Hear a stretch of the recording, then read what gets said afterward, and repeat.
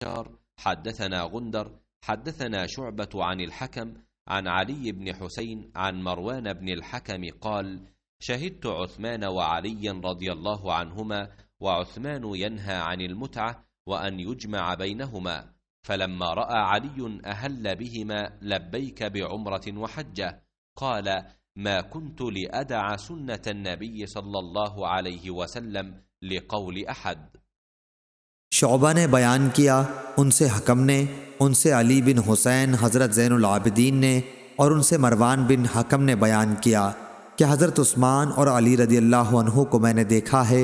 उस्मान रदी अल्लाह अन्हु हज और उम्रे को एक साथ अदा करने से रोकते थे, लेकिन हज़रत अली रदी अल्लाह अन्हु ने इसके बावजूद दोनों का एक साथ अहराम बांधा और कहा, लब्बैक बाउम्रा व हज्जा।